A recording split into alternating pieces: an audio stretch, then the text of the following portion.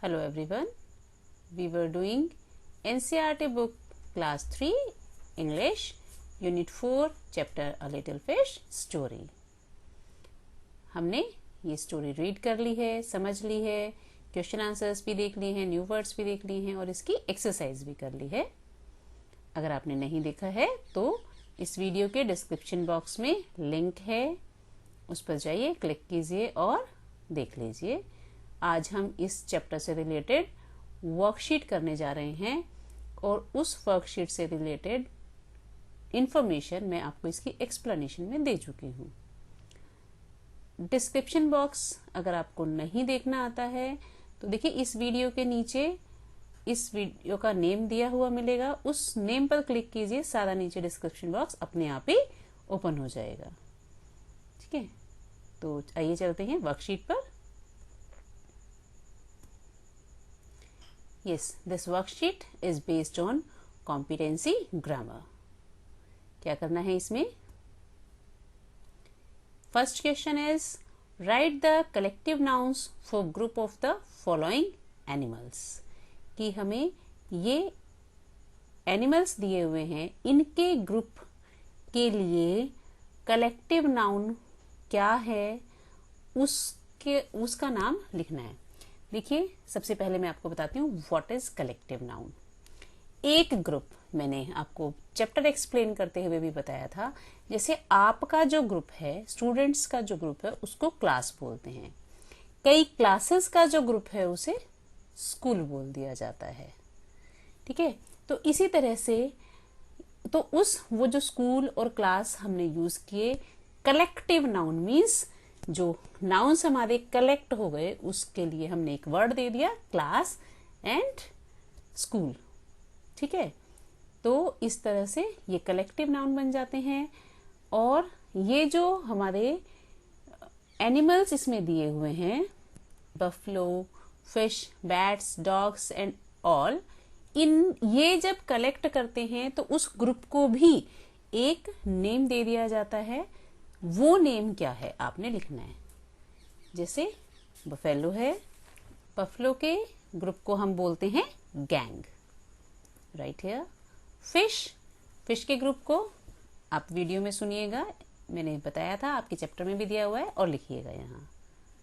Bats के group को colony बोलते हैं. डॉग्स के ग्रुप को पैक. मंकीज, वानर सेना, मंकीज के ग्रुप को ट्रूप बोलते हैं. रैट्स के ग्रुप को अगेन कॉलोनी बोलते हैं. फ्रॉग्स का ग्रुप आर्मी. बीज का ग्रुप स्वाम.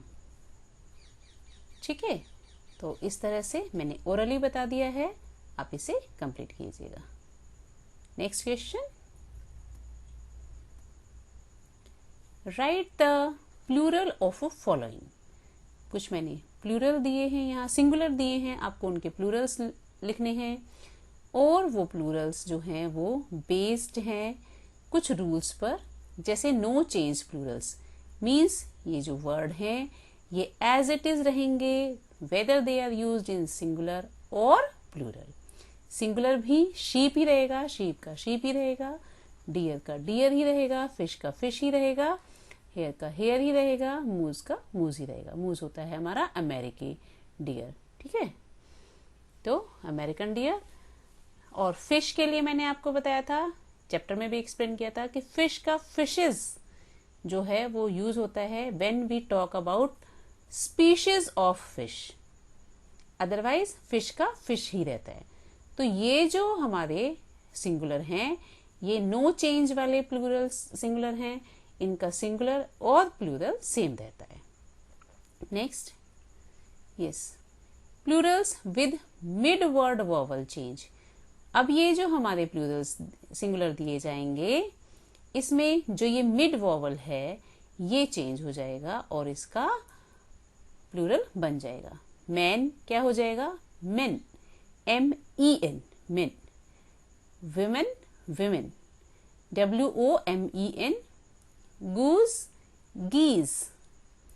Tooth, teeth, OOTH. will be changed into double E. Foot, feet.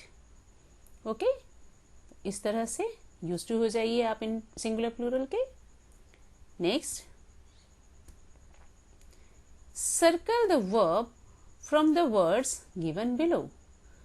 ये कुछ वर्ब्स दी गई हैं इसमें, आपको ये फाइंड आउट करनी है कि क्या है ये, मतलब इसमें से जो 5 वर्ड्स हैं ये सारे के सारे वर्ब नहीं हैं, सब में कुछ एक्शन नहीं हो रहा है, कुछ इसमें से नाउन है. तो आपको फाइंड आउट करना है वर्ब कौन सी है, एक्शन कुछ काम किस में हो रहा है.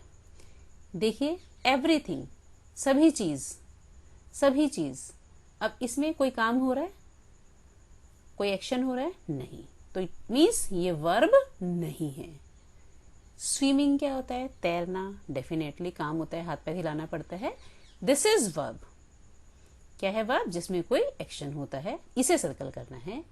देन फ्लाउंडरिंग मैंने क्या बताया था आपको, चैप्टर में भी था कि जब हम कुछ भी बोल नहीं पाते या कर नहीं पाते कुछ भी, उसे एक्ट को बोलते हैं. जैसे हमारी मछलियां जो है वो फंस गई थी और बचने की कोशिश कर रही थी, बट वो कुछ कर नहीं पा रही थी. Means they tried to do something but couldn't do. तो floundering is an also act. Splashing, छपछपाना पानी में, ठीक है, ये भी, इसमें भी काम हो रहा है. वार्निंग, चेतावनी. Warning is a noun, not a. चेतावनी देना तो क्या होता है, काम. Warning is a noun, verb नहीं है, एक्शन नहीं है. ठीक है, तो आप इसमें इसको और इसको सर्कल करेंगे, इन दोनों को सर्कल नहीं करेंगे. और बहुत अच्छे से इस चीज को समझ लीजिए. अभी आप छोटी क्लास में है, थोड़ा सा इनमें डिफरेंस आ जाएगा तो धीरे धीरे ये आगे की क्लासेस में समझ में आता चला जाएगा. Next, what we have to do, tick the correct option. 2 option दिए गए हैं, इन दोनों में से टिक करना है और यहाँ लिखना भी है. ठीक है, क्या है, ये सारे ही आपके चैप्टर पर बेस्ड हैं, तो आप अपना चैप्टर अच्छी तरह से रीड करेंगे. और ये दोनों जो हैं ऑपोजिट वर्ड्स हैं. फिश वॉज स्मॉल या big in size. Right your answer here. He felt unhappy और हैप्पी इन द सी. आपको पता होना चाहिए कि समुद्र में वो हैप्पी थी या अनहैप्पी. ठीक है. Little fish had dash something और everything in the sea to make contented. ठीक है, अब मतलब उसको सेटिस्फाई करने के लिए सी में, समुद्र में सब कुछ था या थोड़ा बहुत कुछ था. अपने चैप्टर में से फाइंड आउट कीजिएगा. The whole was being emptied और फिल्ड इनटू द बोट. तो जो हॉल था वो खाली किया जा रहा था बोट में या फिल किया जा रहा था. Little fish slipped back into the cool और वार्म वाटर. ये जो छोटा फिश था वो वापस कहाँ चला गया था, ठंडे पानी में या गर्म पानी में. ठीक है, तो ये आप अपने चैप्टर में से फाइंड आउट करेंगे और टिक करके यहाँ लिखेंगे. यस, अब हम चलते हैं एक्टिविटी शीट पर. Activity sheet competency creative writing. ठीक है, क्रिएटिव राइटिंग पर बेस्ड है. आपको क्या करना है इसमें,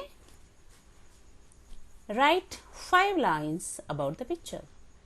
पिक्चर दी गई है आपको, ये देखिए, ये पिक्चर है. अब इस पिक्चर में आप जो जो देखते हैं वो यहाँ लिखेंगे. मैं बताती हूँ, कुछ सिंपल नहीं लिखना है कि there are birds, there is tree, there is water और river, there is boat. Simple lines नहीं लिखनी है. यहाँ आप स्टार्ट कर सकते हैं, this picture is about a river. ठीक है, in this picture a boat is being seen, sun is shining. नहीं, ऐसे नहीं लिखना है कि there is sun, sun is shining. और birds are flying and we can see 2 trees. There are fish swimming in the water. A starfish is also there. We can see a shell in this picture and there are some stones. इस तरह से मैंने इतनी lines बता दी हैं. आप कोई भी 5 लाइन्स अच्छी लाइन्स लिख दीजिएगा अपने हिसाब से. Next, yes, draw any 4 sea creatures and write their names. आपको इन बॉक्सेस में 4 सी क्रिएचर्स ड्रॉ करने हैं और नाम लिखना है. फिश नहीं ड्रॉ करनी, फिश बहुत कॉमन है. अगर फिश आप ड्रॉ भी करेंगे तो स्टार फिश, डॉल्फिन, ऐसे डिफरेंट टाइप ऑफ फिश जो हैं वो आप ड्रॉ करेंगे टू एनहांस योर नॉलेज. ठीक है, या फिर और कोई आप सी क्रिएचर्स जो भी हमारे समुद्र में पाए जाते हैं वो आप लिख सकते हैं. क्या क्या हो सकता है इसमें? क्रैब हो सकता है, टॉर्टोइज हो सकता है, ऑक्टोपस हो सकता है, सी हॉर्स हो सकता है. ठीक है, तो आप देख लीजिएगा आप क्या ड्रॉ करना चाहते हैं. ठीक है, इस तरह से आपकी worksheet and activity sheet complete होती है इस चैप्टर से रिलेटेड. नेक्स्ट वीडियो में next chapter. Thank you and have a nice day.